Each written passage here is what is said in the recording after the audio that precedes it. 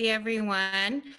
My name is Jessica Clark, and I'm the Executive Director of the Denver Urban Debate League. And I just want to say hello and welcome you to our event this evening. It's the first time we've ever had this particular event, and I'm really excited about it.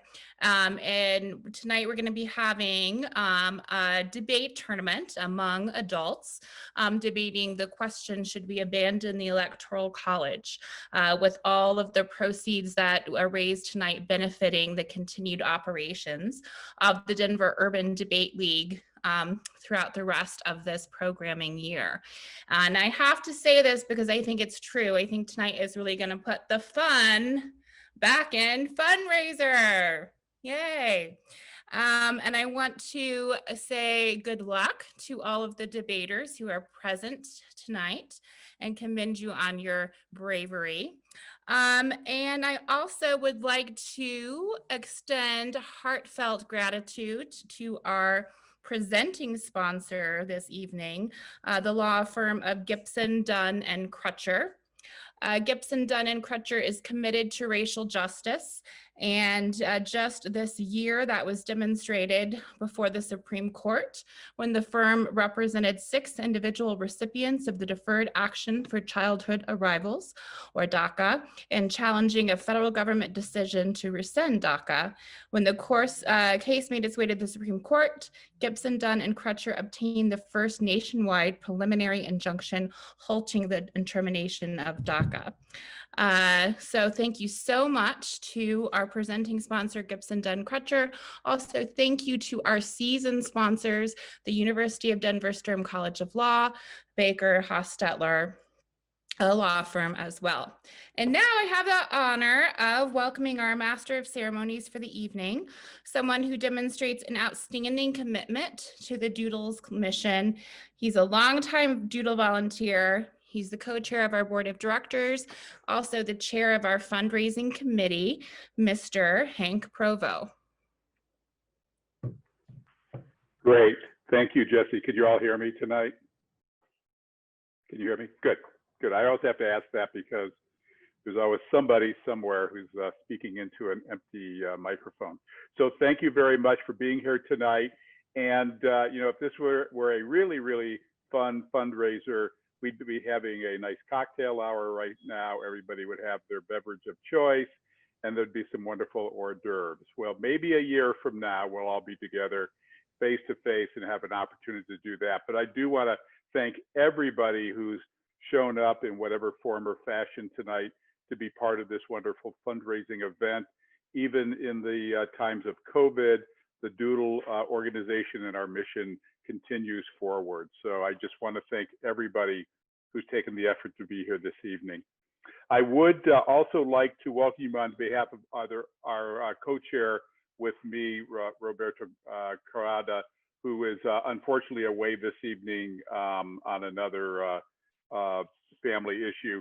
So he won't be with us tonight. But I do want to introduce, for some opening remarks, one of our more recent board members, but a person who has been a part of DUDL for a lot longer than I have, because he was a part of DUDL when he was in high school and then went on to law school at Northwestern in Chicago and is now with us at Gibson and Dunn here in Denver. And that is Ruben Aguirre. And I want Ruben to take a few minutes to say some things to us and open the evening up. Ruben? Thanks, Hank. I really appreciate it.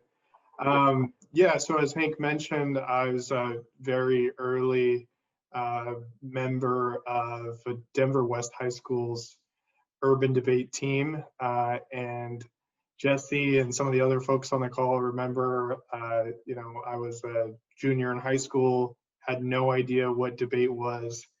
And once I heard about it, I just was hooked. And, you know, from there, the rest is history. I ended up going on to debate in college, and then ultimately decided to go to law school, and found myself back here in Denver, back at home at Gibson Dunn, and they've been incredibly supportive of the league, and you know, not only being involved in organizations like DUDL that give back to the community, but also very supportive of us taking on pro bono matters, and really advocating for the community. So I've found myself in an incredible place, and I just want to say thanks again to Gibson for supporting tonight's event. Great. Thank you so much, Ruben, for those remarks. And thank you to Gibson, Dunn, and Crutcher for sponsoring this event. My name is Jillian. I'm the Programs and Communications Manager for the Denver Urban Debate League. And without further ado, we are about to commence with the grand debate. So for this format, each speaker will have 5 to 7 minutes to prepare their case. Each speaker was assigned their position just 15 minutes ago, which is very exciting. And members of the opposing team can ask a speaker a question during their speech by raising their hand in the form of a POI. And so you'll hear from a speaker for the pro, then from the con, and so on and so forth until each speaker has spoken. And we ask that rather than clapping or making noise during speeches, I know in British parliamentary, sometimes we're used to hitting the table, but we just ask that you use those little reactions in the bottom right-hand corner to show your support, and heckling is always encouraged as long as it comes from a place of love. Without further ado, in the middle, we will also have a auction/paddle raise in between the 4th and 5th speakers in today's debate. And after the debate, you will each have your chance to vote for the winner. So now, without further ado, I'd like to welcome our first speaker to the stage, Mike Bausch. Mike Bausch is a longtime DUDL supporter and the head coach at Kent Denver. Welcome, Mike.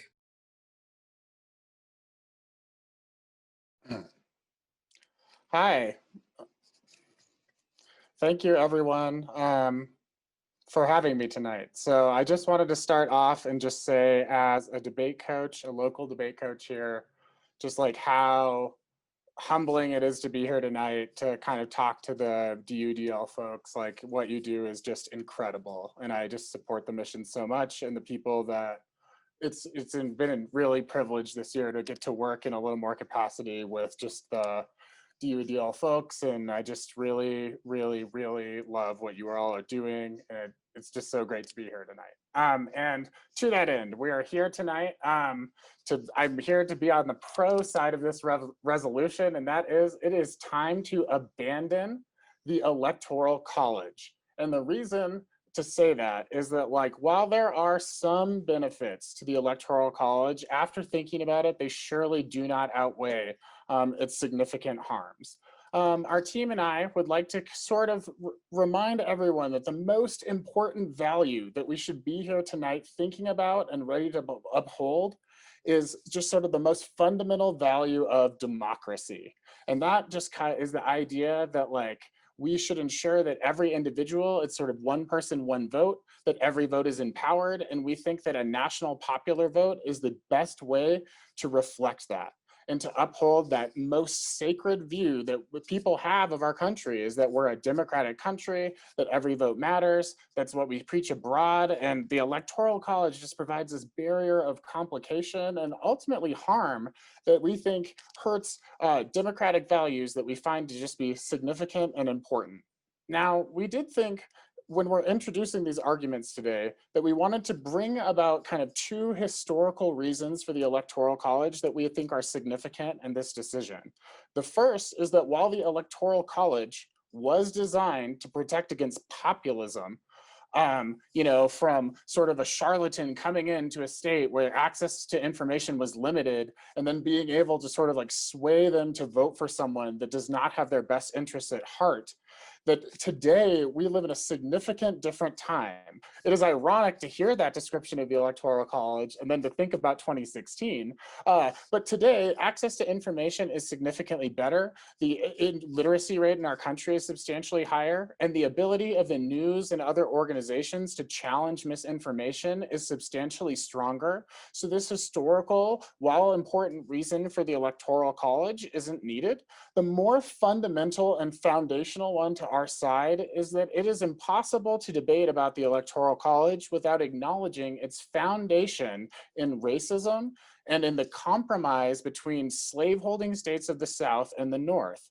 It was used in order to be able to disenfranchise voters while at the same time allowing states to uphold the Three-Fifths Compromise, to be able to disenfranchise enslaved people in the South, while still allowing them to be able to participate in sort of a quote unquote democracy that fundamentally denied, you know, millions of people of their rights, life, liberty, etc. So like, just as today we're doing things like rooting out monuments that are symbols of racism, etc., we should find that structures of our democracy that are fundamentally created to protect slaveholding states are structures that we should be willing to abandon, even if it is difficult, even if that might be inconvenient for other individuals, or even if there are problems with that.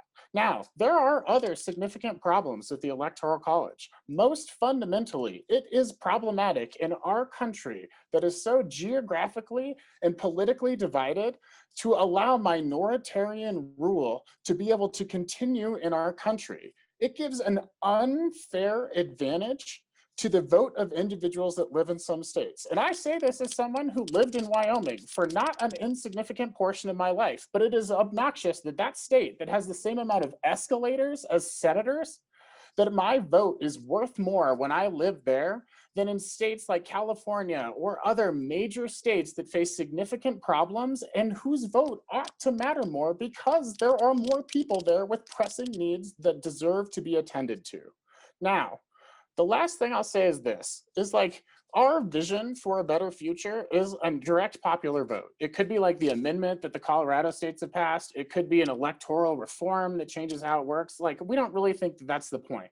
Like, the most important point in this debate is that we think that transitioning away from an electoral college that promotes minority rule, that has, you know, all sorts of other potentials. Like, could you have imagined if this election resulted in a tie in the electoral college and then the process for selecting a president between the house? Like, how can we have that as a even thing that we think about as a realistic possibility? Like, to me, it seems like it's only does more harm than good.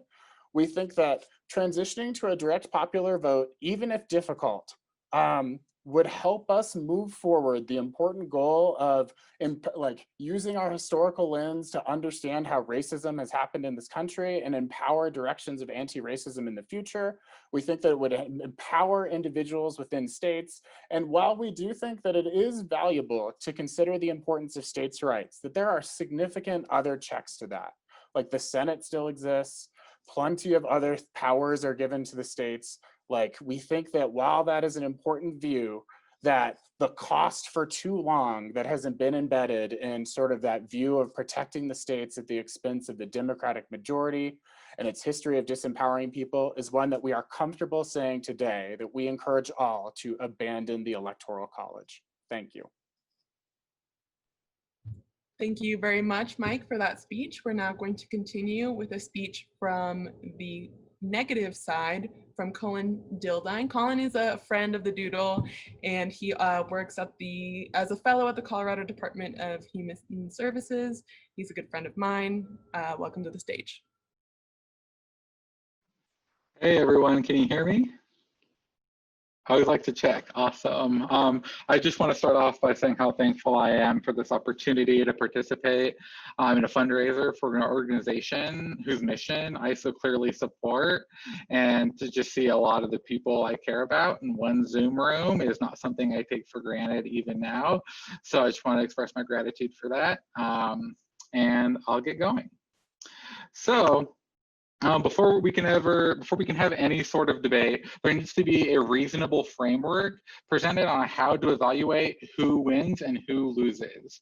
The wording of the resolution clearly states that the pro side has to win that the Electoral College should be abandoned or abolished, meaning the negative team has to win reasons why either the Electoral College is good, why the Electoral College is reformable, or why moving away from the Electoral College is bad, meaning that we just have to argue that in some form, the Electoral College as currently as currently formed or could be reasonably modified, still upholds tenets of democracy and avoids some of the potential ramifications of moving away from the Electoral College.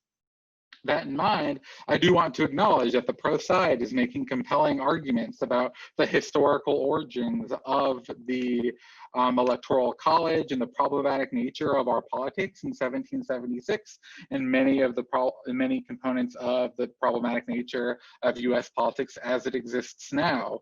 The negative team does not have to win that those things are good, true, or we shouldn't have to uphold that it was a good idea to form the Electoral College. We only have to win that keeping it in some form is relatively good and win disadvantages to the Electoral College as a whole. So with that in mind, there are reasons why the Electoral College is still good. First is that state representation is still functionally good. The Electoral College gives power to states as an entity of political action, which is able to give additional power to smaller states that would never have a say or would have disproportionately decreased strategy when electing a president. For example, having lived in Wyoming, but also having lived in Iowa, I can certainly appreciate that there'll never be a perfectly proportional power structure to determine the president, but the Electoral College does give power to states that otherwise there would be no strategic utility to go to.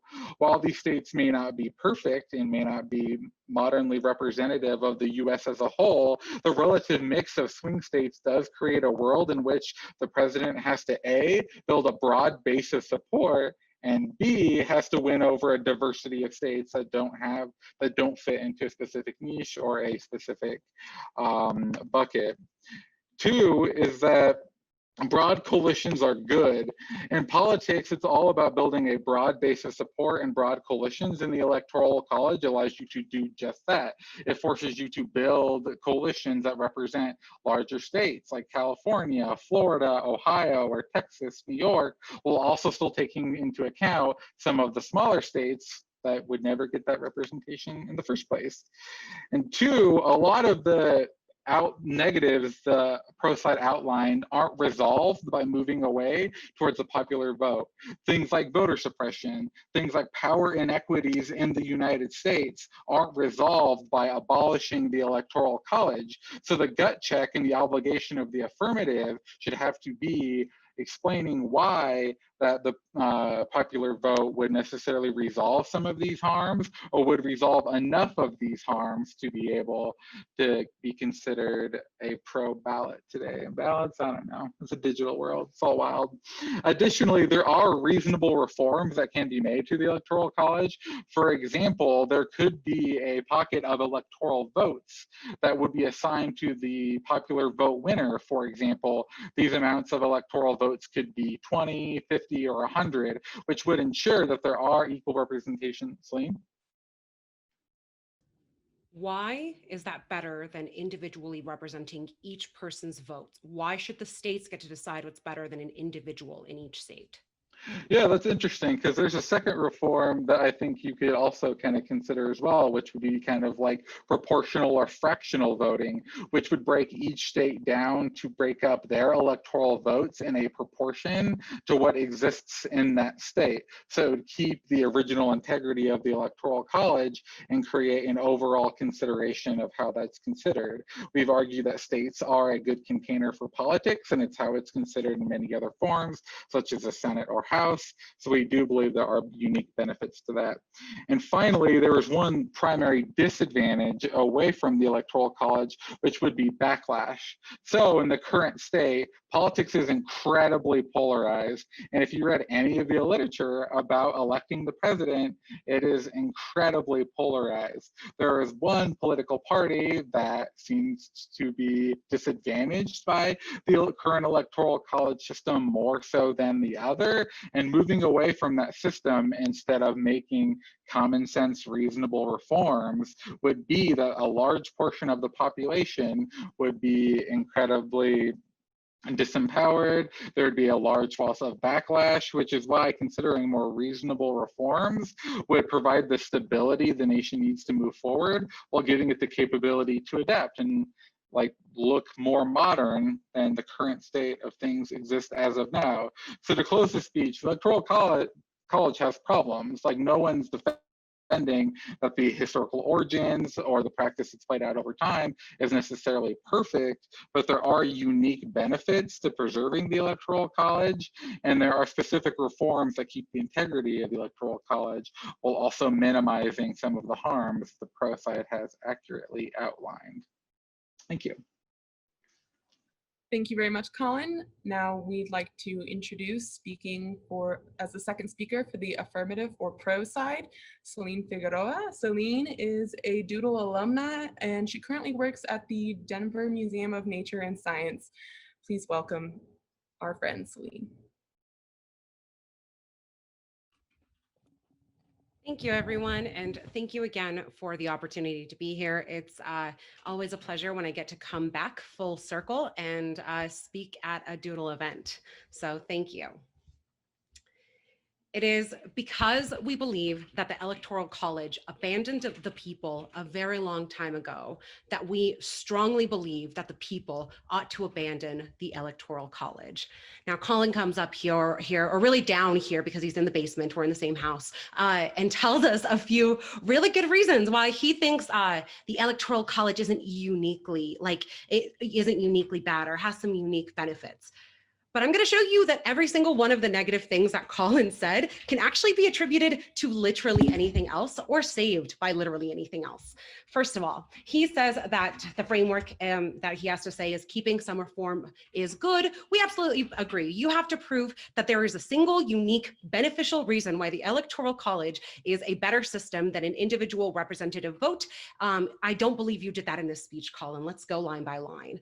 First, you said that a state representative is still good because you're giving power in a smaller state. One, I'm going to need to know why it's unique, why this needs to happen in a presidential election when there's a thing called the Senate that was built to do that exact same thing. Arguably, the Senate has a lot more power, especially if you're looking at a few senators right now, like Mitch McConnell, which can disproportionately do that. Next, he says that there needs to be broad support into these individual states. Again, we just don't think that it has to happen uniquely from the Electoral College. These broad coalitions that he's happening, he's right, it's not going to be able to solve everything. But what Mike told you in his speech, and what I'm going to tell you in my speech, is that we're removing the biggest barrier to being able to actualize each individual person's vote. At the point in which a candidate can go to select states to decide that they will win that election and get to ignore other states, you don't get the benefit of representing those individual states when it's only a few key ones that get the attention every single election. Next, he gave us a few different options. One, we're going to tell you, yes, you can say this would work better, this might work better, reform would be good, but all you're doing is adding more complications to a system that already is complicated. What Mike tells you is that the system was built to exclude people from the conversation. At the point in which you say, well, maybe we could have some fractions over here, or maybe a few different people can, we can divide them up by population. What we're telling you is that you're just adding more complications to disenfranchise those people. You're adding more barriers that can tell people that their voice does not matter because only a fraction of their vote was going to go to the Electoral College. We're telling you, and yes, Colin, I see the sass and I'm giving it right back. You need to tell us why this is unique to this. Next, he says that there's electoral backlash. I don't know if he's read the news, but that's going to happen anyway. At the point in which the Electoral College is supposed to be a system that we're able to say, look at how fair this is, and there are still these conversations that are happening, calling it illegitimate or calling each individual votes illegitimate, we're saying that backlash happens either way. At least on our side of the debate, you actually get your voice heard. Now let's talk about some, he says some reasonable reforms. We're telling you all of those reforms were unreasonable. This is the best form of solvency that you're going to get in today's debate. A few individual points to bring forward. Now, Mike told you very eloquently why we are going to rectify a wrong. Now, Colin tells us that that doesn't necessarily matter, that like you can do good things even if it's historically wrong. Mike told you that we're in a unique time because we have access to information. What I'm going to tell you is that we're also in a unique time because of the racial unrest that has happened in our country. For centuries, we have been ignoring Black and Brown voices and disenfranchising them. The Electoral College literally allowed states to get electors based on slave owners, and get 3/5 of the votes based on like the amount of slaves that they had. What we're going to tell you is expanding or trying to reform a history that was inherently racist is a bad thing to do in the status quo, especially when people of color are consistently telling you that they do not feel heard. We're telling you that this, at the very least, is a symbolic gesture. Getting rid of the Electoral College means that we're finally able to address some historical nature, the historical nature of racism that the United States was built upon. Making this a national-wide thing as opposed to a state-by-state thing or even any reform shows you that the United States is actually beginning the first steps of a culpa mea and being able to address and empower individual voices in a time in which they're silenced. Now, our second point is that Colin tells you that there are still other barriers preventing people from voting. We're telling you that the Electoral College is one of the biggest barriers that exist. Not only is it difficult to explain to somebody, it's difficult to explain to an 18-year-old who just got their right to vote, that their vote individually might not matter. Like if they live in a red state and they're voting blue, it does not matter that they are voting, that they're voting blue, unless there's like a big swing. It's much more difficult to convince that individual that their voice will be represented in the grander election.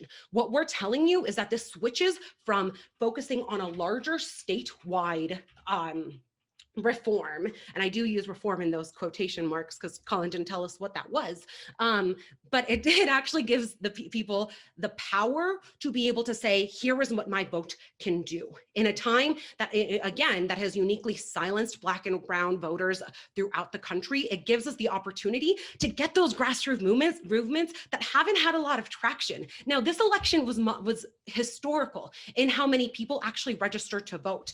Imagine how many more people we can get to register if we're able to tell them that their vote will be represented in the larger election. We're telling you now, Colin, you were talking a lot about these big states or small states and a big voice.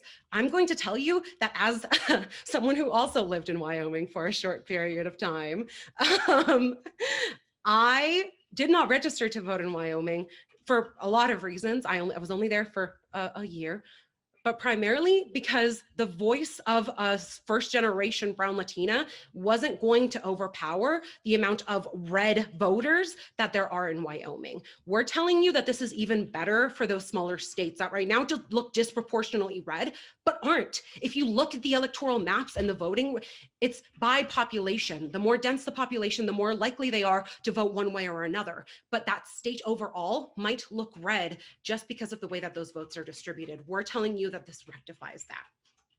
Now, in my last couple of seconds, I'm going to tell you one other thing. Nate's going to come and give you some more practical reasons why we ought Nate. He might possibly give you a few more practical reasons why we ought to abandon the Electoral College. But the way that you need to vote at the end of the day is which team directly represents the individual more. At the point in which the negative team has yet to come up with a reasonable solution, those are your words, Colin, we're telling you that it's going to be the government side. Thank you. Okay, thank you. Next up, I'm very, very excited to welcome to the stage to speak secondly for the con team, Jose Flores. Jose is a member of the MSU Denver debate team and competed in the 2020 Schumann Challenge. We are more than happy to welcome him here this evening. So Jose, please take it away. Thank you very much, Jillian. So originally built into the Constitution of the United States by our nation's founding fathers, the framework of the Electoral College was designed and was intended deliberately, like the rest of the Constitution, to counteract the worst human impulses and thereby protect our great nation from the dangers that are inherent and ever present in democracy. Let's make no mistake, democracy is beautiful. It captures the very best potentials of human nature, and it rises time and again and without fail to meet the human challenges of the era, century after century. Some may argue that the Electoral College is both antiquated and toxic. We could throw the antiquated argument directly out the window, as the Electoral College is as old as the Constitution wherein its spirit is contained. The Electoral College, however, is a vastly misunderstood and highly underappreciated institution which serves the purpose of helping to preserve our nation's constitutional system and to keep the true spirit of democracy alive. For this reason, the Electoral College deserves to be defended to the very end. First, a true constitutionalist would know that the Constitution itself does not make any mention, not even a single word, about the election of US presidents by popular vote. To this end, I would like to reference a portion of Article 2, Section 1 from that magnificent document, which I will paraphrase in order to stay within the rules of adjudication of tonight's event, as I presume there may be at least one person in attendance here today for whom this information may be new. So to paraphrase, that portion of the Constitution states effectively that states are bound to appoint a certain number of electors that is totaling the amount of senators and representatives that represent that state in Congress. Those electors then meet in their state, and through ballot, they will vote for two persons. One of those persons cannot be an inhabitant of the same state. Then a list is made of all the people that were voted for, tallying up the number of votes per person. And that list is then certified and is transmitted while sealed to the US government.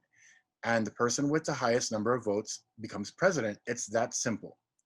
It is worth noting at this point that getting rid of the Electoral College would not automatically install the process of having a national popular vote for the US presidency. Because in order to do that, it would require a very complex amendment to the Constitution, which would need to specify a multitude of details that would be necessary for casting this type of national vote. We don't have that in place. And not only that, but it could possibly even lead to a complete rewriting of our beloved Constitution via convention. Fun times indeed. So the work would absolutely be ahead of us if we went down that path. Second, it is worth noting that the Electoral College system is not only included within the very structure of our constitutional governance as a nation, but it is also a symbolic fact that we as a country are a federal republic. One of the many salient aspects of the Constitutional Convention of 1787 is seen in how it so very deftly and cleverly drew upon the American states at the time to strive toward a more perfect union. Such beautiful words that those are. Even so, however, that union was still just a union of states, much as it is today. And with that in mind, we probably wouldn't have formed a constitution or much less a united country at all if we had not come to accept and embrace federalism. Third, abolishing the Electoral College now would perhaps quell this contemporary yearning that exists for our nation to be a more direct democracy, but, and this is a very big but, it would also mean that federalism would be unraveled. And let us remember that, yes, some nations do exist which do hold direct elections for their respective heads of state. Those nations include Iran, Afghanistan, Russia, Venezuela, Turkey, Zimbabwe, and Mexico. And so you see, my friends, ridding ourselves of the Electoral College at the whim of some in exchange for direct popular elections would not suddenly and magically guarantee greater democracy. Just ask the people of any of these nations, myself included. I was born in Mexico and spent significant amount of time there growing up. And let me tell you, there is sadly a world of difference between the amount of everyday freedom that we have here in the United States versus what they have there. I lived it. And maybe I wish it were different, but as the saying goes, it is what it is. Maybe just maybe the institution that is the Electoral College has made a difference in this realm. And to this day, the Electoral College serves its purpose, just as it always has. And in order to preserve both the spirit of and the letter of the law as it is written in our sacred Constitution, we must do everything we can to ensure that the Electoral College remains and continues on as a respected pillar of democracy for our nation that it was intended to be by our founding fathers. Thank you. Thank you very much.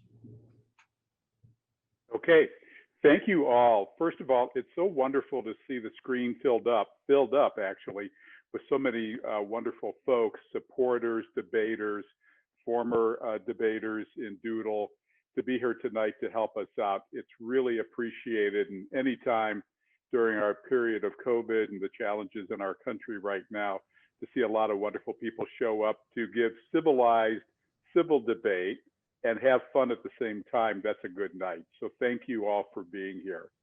Now, you're doing the hard part, you're doing the debates. I'm going to do the easy part and ask for money, because there's no fundraiser that you can have without at some point asking folks to at least consider whether this is a time when you can offer up a little bit of money to help the ongoing operations of DUDL.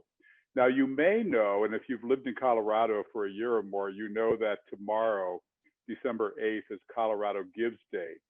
And if you don't know what that is, let me tell you a little bit about it. It's an organization in Colorado that sponsors a giving day, one day a year, where all the non-for-profits who want to be a part of the giving can sign up, and then we all go out and promote it to our donors and supporters and our community members. Because when you give money on Colorado Gives Day, unlike other days of the year, Colorado Gives organization will underwrite some portion of that money. So for every dollar you give on Colorado Gives Day, the Colorado Gives organization will underwrite a certain amount of that. So that is why we're having this event tonight, so that we get a little bit ahead of the curve and that people know what Colorado Gives Day is, and that in fact the DUDL organization is involved. So that if you are able right now to give any kind of money, that this is the time to do it, because it'll go a little further. We'll be able to stretch the dollar a little further right now with the help of Colorado Gives. So that's what we're up to right now. And we're going to try and do it in a way that has a little bit of fun, rather than asking you just to open up your wallet and to hand your money. We're going to actually have a little bit of fun, and we're going to have a bit of an auction or a paddle race. And the way we'll do it is that Jessie and her team have identified specific items that are needed to run the tournaments going forward through the year and into next year. And each of those items has a dollar value. And so we will read off the item, and we will, if you need, Jessie or Gillian will give a little bit more information about it. And then we will tell you what the dollar value is that we've assigned to it. And we'll give a few minutes for folks who would like to sign up to support that item to put it on the chat line and let us know that you're going to support it. And then we will ask you either tonight or tomorrow to go onto the Colorado Gives site and to make your actual donation. So that's the way it's going to go. So when you give your money, think that you're actually not just giving it to the organization, you're giving it to support a specific item or thing that we need.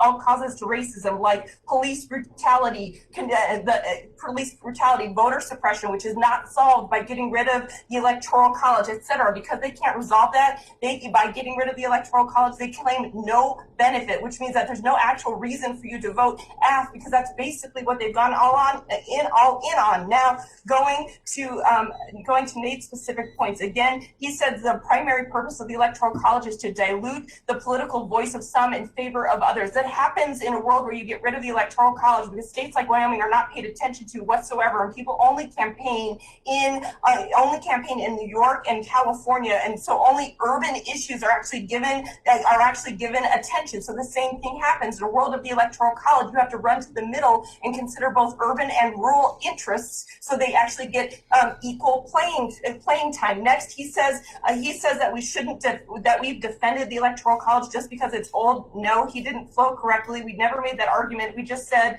that getting rid of the Electoral College can't it doesn't resolve things like racism, etc., and that it's the better, and reforming it with things like proportional awarding proportion of votes based on of electoral college votes based on how a state votes is a better way to resolve it. They say we shouldn't refuse to act. We can act by reforming the electoral college, so that solves.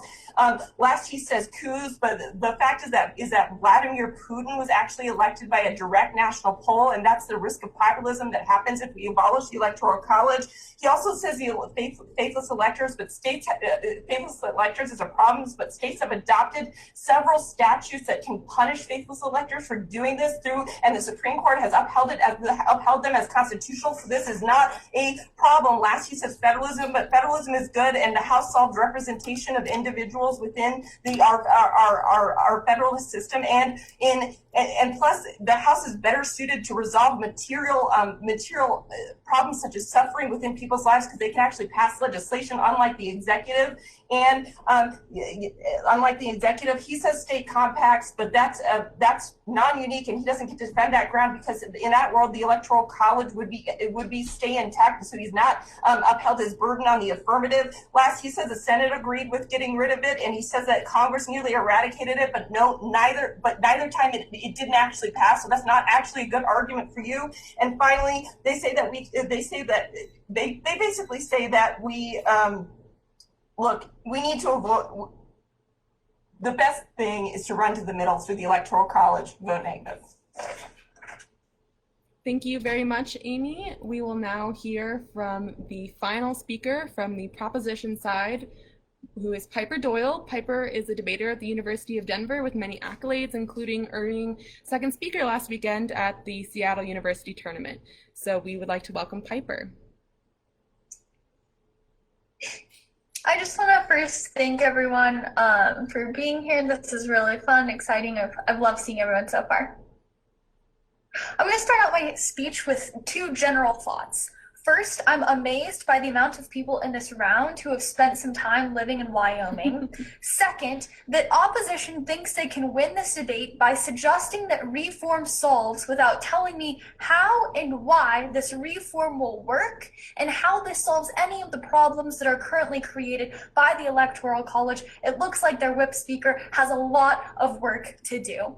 I'm going to be asking three crystallizing questions in today's debate to kind of narrow down what this looks like, what the bigger issues are, and why side government is always going to win them. So first, what role does the Constitution play in this debate?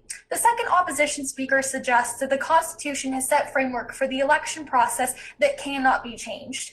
Our first response to this directly contradicts the analysis given by both the first opposition speaker and the third opposition speaker, which suggests reform is possible. If reform is possible, the Constitution framework is not set in stone.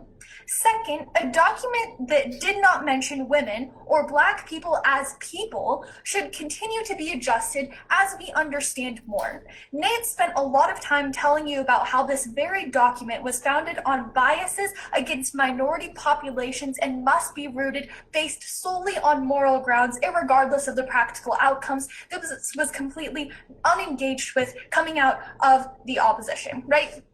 Second question, here's where we really get into what we need to be talking about in this debate. It's who is the biggest stakeholder in today's debate.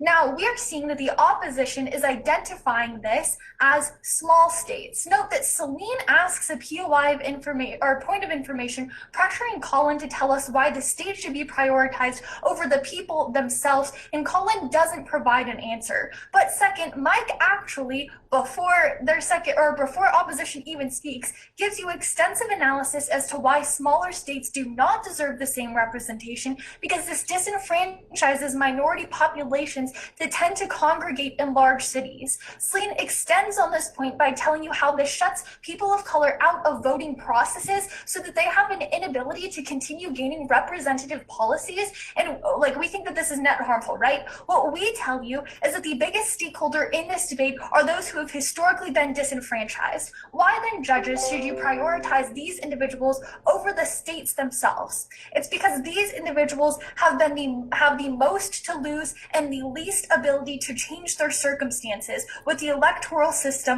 still in place, right? So this gets us into our third question, which is who best protects current disenfranchised voters? Note that we don't think there's been a lot of argumentation that has come out of the opposition as to how they help disenfranchised voters at all. They kind of give you this vague, well, reform is possible. We're not going to accept any of the current harms of the Electoral College. And at the point in which they, one, don't actually respond to any of our argumentation, or two, I mean, like, I get that some of them come from policy backgrounds, but if that is true, they should be able to give a plan sufficient enough to actually talk about how they don't work against the disadvantages of the electoral system, right? If you're going to run a line by line, at least give us the benefits of policy.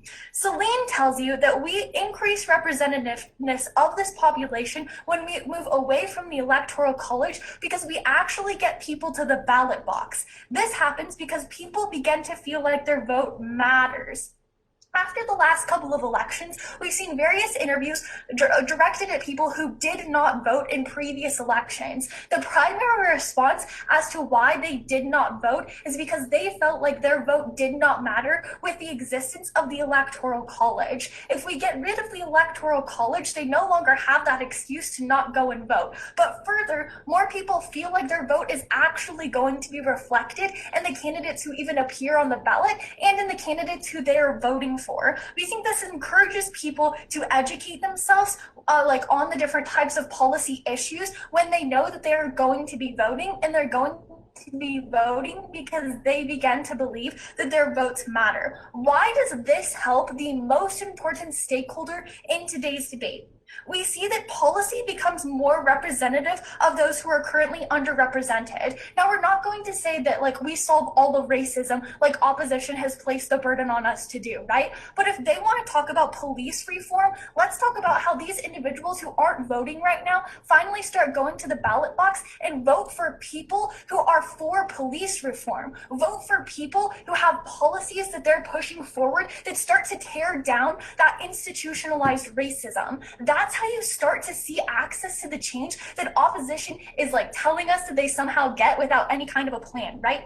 At the end of the day, if you are trying to help those who have historically been disadvantaged, those who are shut out of processes to change the current environment that they are living in, the only way you can vote is for side government, for the side that believes that we morally have a responsibility to uproot the constitutionalized systems that have been put in place to shut out Black and brown voices, right? Vote for the side that actually gives you pragmatic outcomes as to how we change the system, get people to the ballot box, see policies start to change. Vote Gov.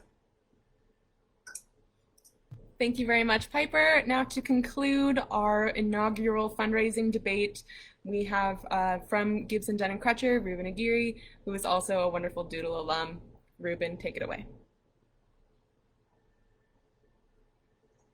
Thanks, everyone. Thanks, everyone, for bearing with us throughout the night. And I also wanted to say thank you so much for the debaters that showed up and gave it your best. Now, I haven't given a whip speech in a while, but I'll do my best here to wrap up this debate.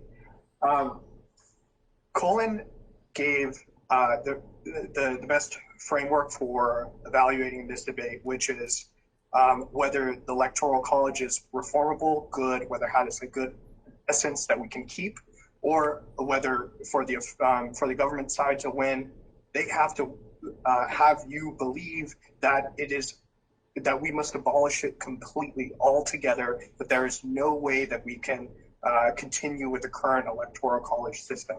Now, Colin tells you that we can reform it, and there are certain ways to prevent some of the ills that come out of Mike's speech, where he sets up this debate all about democracy and how basically that the Electoral College is anti-democratic and how it prevents people from having their voices heard, which you see carried throughout the rest of the debate through Celine's speech in particular. Now, what Colin particularly told you that was really important here is that we're not really getting a response from the other side, is that these smaller states that are need to have their voices heard as well on a national scale, once we don't have an electoral college system in place, what alternative is there? We don't have a guarantee that there is going to be some better system, as Joe told you in his speech, where he provided examples of all of these quote unquote, direct democracy states that are providing for each individual person's vote is supposed to count as much as the other person's, regardless of where they live. And we see how those democratic societies turn out. What we'll tell you is that right now we are currently facing a very unique situation in not just the history of American democracy, but in the history of all political systems, in which people that are running for office have so much information about how voters will vote, and they have the ability to target voters on such an individual level that they can provide them with the most divisive rhetoric that will make them vote for their particular candidate. And we'll tell you that as we talked about in our speech, the speeches throughout the debate, is that that way of targeting folks and getting them to vote for a particular candidate based on their most basic assumptions about other people, based on fear of others, is what creates a society that's actually less democratic. So when you make all votes equal, what happens is that you see the divisive nature of what's happening today in our society, where places like Michigan and Georgia have the entire rest of the country, and even from influence around the world, all collecting in these locations and fighting aggressively for their side to pick the winner. We will see that divisiveness, if we've seen through the state, through our speeches, you will see that divisiveness grow even further. But when small states like Wyoming, shout out to all the Wyoming folks, don't have enough voting power on a national scale because they don't have these massive urban centers where you have large proportions of people living. So to answer some of the specific arguments that were brought by the government side today, what they'll have you believe is that by providing for this one person, one vote, all votes matter equally, that we will somehow automatically find ourselves in a perfectly democratic society where all of our politicians that we elect are the perfect politicians. And what we'll tell you is Alexander Hamilton had it right when he advocated for the electoral college system, because at the time, the United States was moving away from a monarchy and towards a more democratic Republican system of government. And this was the perfect balance of not having every single individual out there with a voice to be able to directly name the person that's going to lead the country, because the pure fact of the matter is that not every single individual has the ability to elect the leaders that are going to that can figure out how to solve de-escalate nuclear proliferation and solve these very pressing issues. What happens when you have every single person having their votes matter equally is that you do get these populist leaders that aren't going to be able to govern in a society where it's ever more important for us to lead our society, to lead the government, and to also, for the United States as the world's most powerful country, to also lead the rest of the countries in a direction that's not going to lead to our eventual demise.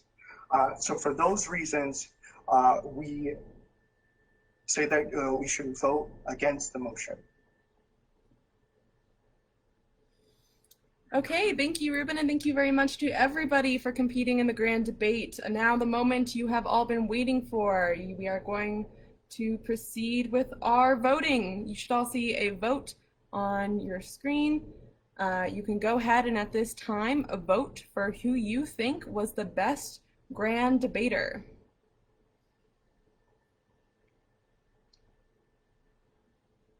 And while we're waiting for the votes to roll in, I want to say my personal thank you to everybody for being here, and especially to our sponsors, Gibson, Dunn, Crutcher, for being amazing and wonderful in today's event. Yeah, and I'll jump in as well. And again, thank everybody who's participated tonight, with the exception of that bomb that came in, whoever that was. May the bird of paradise poop on their Audi or whatever. Anyways, but thank you all for being here tonight, for wonderful participation, for all the wonderful donations that will help Jesse and the team take the organization forward here over the coming months. Now, on the balloting, we're going to have the first round here that Jillian will be summarizing and giving us a result on. And then for the second round, which there will be, it will only require you to donate $5 if you would like to vote in the second round to round out the voting and see who the winner will be tonight. But let's find out, Jillian, do you have a total for the first round? I do. Right now, there is a two-way tie between Celine Figueroa and Piper Doyle. So we're going to need somebody in the second round to break that tie. So now for the second round, please only vote if you have already pledged money for an additional vote, or as Hank said, if you would like to pledge more money into the chat at this time, you can vote again. Okay, so anybody who's already given, or if someone wasn't able to give, if you're able to give $5, that'll allow you to vote in the second round. So jump in whenever, and let's see what happens if we break that tie.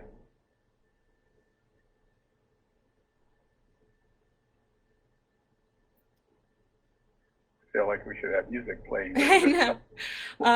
I'll let the results keep going in, but as of right now, Celine has taken the lead in the second round of voting. But fear not, for there is a third round of voting.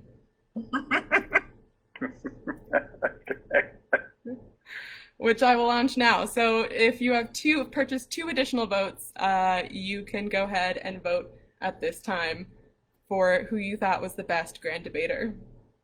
Alrighty. There's still a chance to shake it up.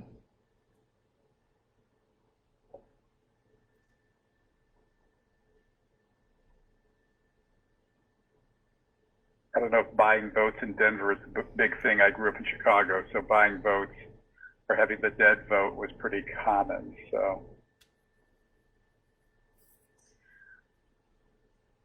okay. All right. Well, I'm happy to announce that the winner of the inaugural 2020 You Win Students Debate event is our DUDL alumna, Celine Figueroa. Congratulations, Celine. Okay. Do you want to close it out, Jesse? So I do want to say thank you so much to everyone who was here tonight. I thought it was an amazing event. Congratulations to all of the debaters. You all gave very impressive speeches. I enjoyed it so much. But big thanks to our board of directors for creating this fundraiser and making it happen so quickly.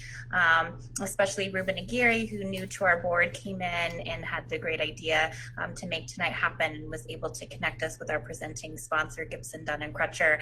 And thank you to Jillian Brewer, who really made all of the logistics of this event happen with her wonderful knowledge of parliamentary debate and her wonderful technical knowledge of running these events online.